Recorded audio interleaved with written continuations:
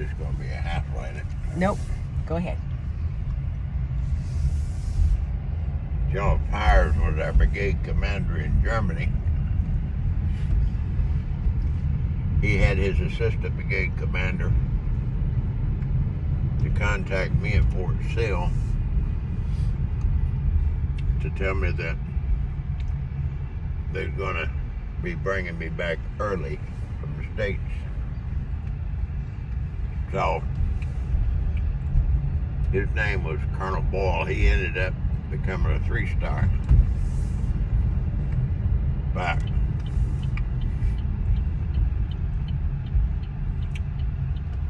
he told me to have my bags packed and ready to roll. So I did that, and Colonel Boyle met me at the airport in Frankfurt, Germany. And he picked me up in his helicopter. So, on the way from there to the brigade headquarters, about 30 miles, he still wouldn't tell me what General Pyers needed. So, we got to brigade headquarters. We both went in to see General Pyers.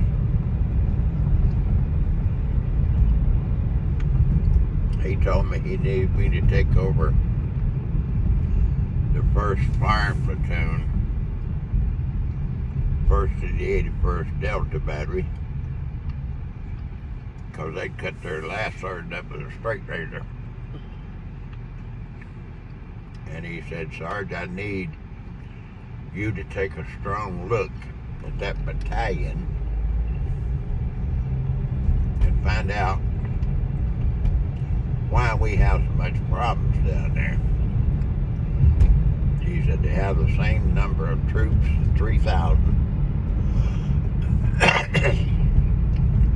They have the same equipment. They have the same mission. Yet we have real problems there. He said, as soon as you possibly can,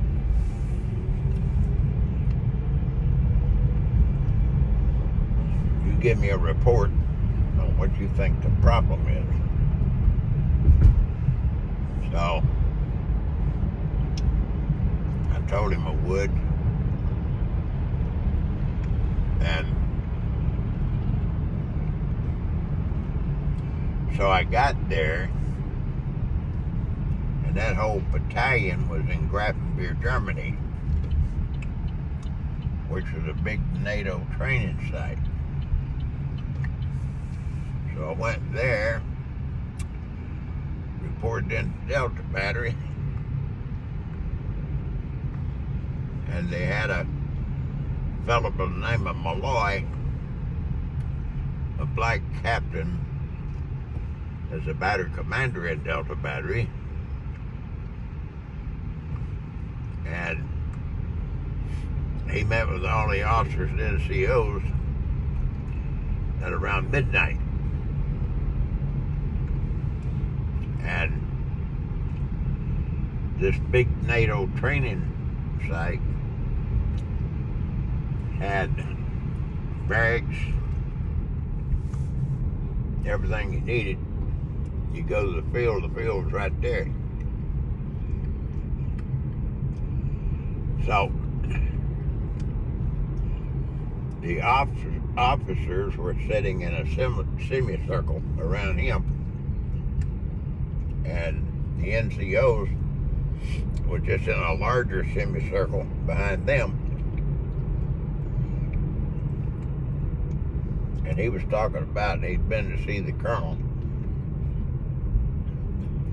and he started checking off the list everything the colonel told him to do. And he kept saying, we're not going to worry about this, not going to worry about this. Next thing you know, there's nothing left on the list. So, when he ended the meeting, He said, does anybody have anything to add? Well, the rest of them just sat there. I raised my hand. He said, well, let's hear from our newest member, Sergeant Wood. So, he asked me what I had to say. I said, well, Captain, I tell you, this is the 4th Persian Missile Battalion I've ever assigned to, and I've never seen one as screwed up as this one. I said, you're disregarding what the colonel has to say, he's telling you to do.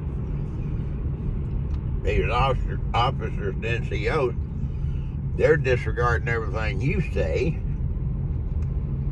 So as a result, nothing's getting done. I said, you don't even have enough torque wrenches to torque the warheads onto the missiles. I said, I've never seen a situation like this in my life. I said, what should occur here is the Department of the Army deactivate this battery, retrain, re-equip, and bring it back online. And when I finished, I was standing up. He said, Sergeant Wood, you finished? I said, I am. He said, well, I tell you what you do. You go see the colonel tomorrow morning and tell him you need a job because you just lost the one here. I said, I can do that, Captain. No problem. The next morning, I went to see that colonel. Told him I'd been relieved. I needed another job. He said, go back down there. We're relieving Captain Malloy in 3 days. So I went back. I was down in the motor pool working with the kids in the 1st platoon. And so I ran up on Captain Malloy. He said, I thought I relieved you last night. I said, you did. And you told me to go see the colonel. I did.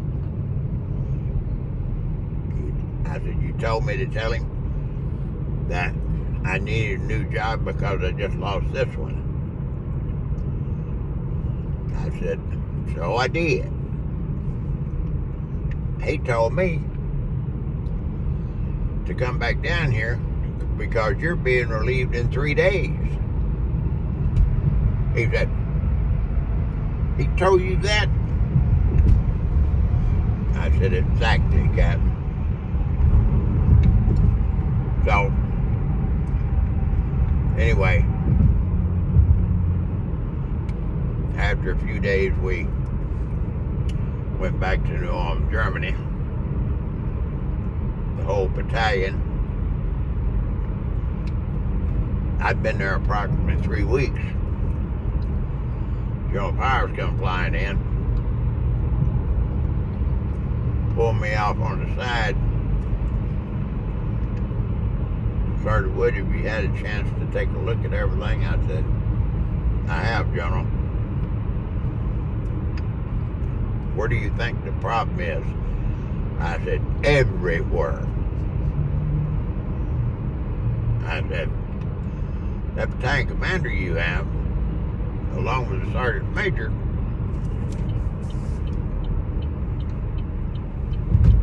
they're walking around with swagger sticks, acting tough. I've never seen morale in this one as low as it is in this battalion.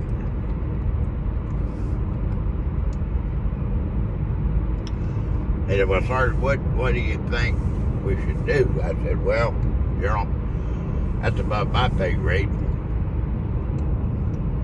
But I think you have enough information there to take the appropriate action.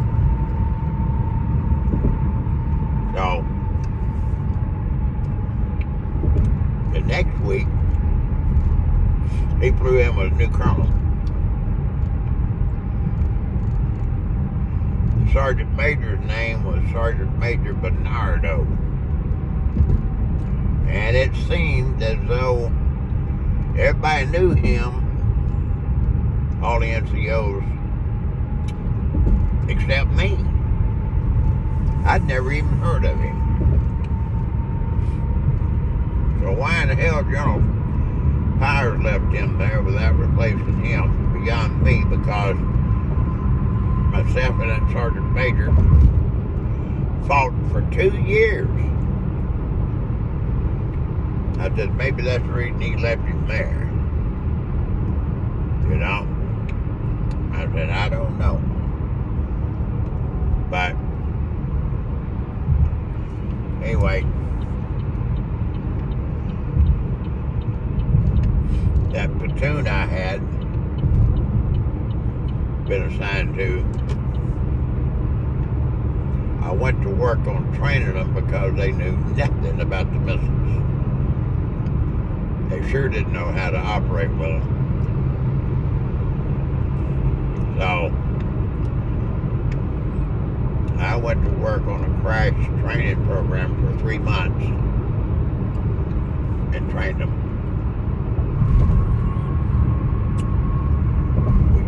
We got out on fast status at Interringen, Germany, where we had to have the missiles ready to go in 10 minutes. I said, and points is what you didn't want. And the most number of points that's been ever gotten by any firing platoon was 267. These kids got me 493. So, the battery commander, we had a new one. He come down to see me. He said, Sergeant Wooden, you come highly recommended. He said, and you and your troop just got 493 points. As I'm aware of that, Major. Well, what do you plan on doing? I said, well, at this point in time, I'd like for you to contact brigade, having to replace me on my targets. And I want to go to the field with these kids for 2 weeks. And when we're done, they won't pull that stunt again. And there, when we got out into the woods, I learned the value of a bullhorn. And I discovered that people didn't like hearing their name in a derogatory manner over a loudspeaker. So, I trained the daylights out of them for 2 weeks. I allowed them to have 2 hours sleep a night. They got 3 meals a day. That's an Army requirement, and you better make sure it happens. So, I said after 2 weeks, we went back in, set up on the first firing pad at Interringen, and no sooner did we get set up, we got hit with an alert. Helicopters were flying in. I knew what that was all about. That was inspectors from the brigade or 7th Army.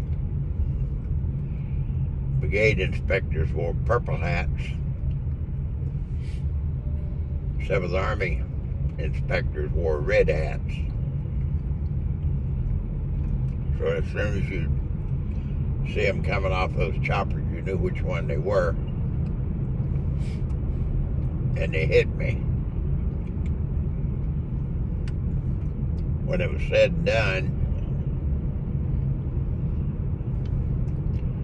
these kids were the first outfit in the Army that ever made a 0 on counts. And General Pyers flew down there to congratulate me, and I got him to, I got the troops together, and I asked him to explain that to the troops because they're the ones that did it.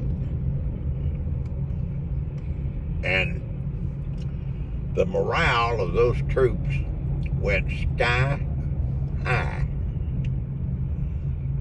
after they discovered what they had done. Pershing had been this was 1971 by this point in time, and Pershing had been in Germany since 1962, and no one had ever got a 0. And before we come off fast status, which is about 40 days later, they had another 19 zeros. Well, it created so much competition in the brigade, everybody started fighting trying to get a 0, and a lot of them did. But when my troops got that 0, troops throughout the brigade started saying, well, we can do that. And they did. A lot of them. So that set the tone within the 56th Artillery Brigade. That's enough of that story.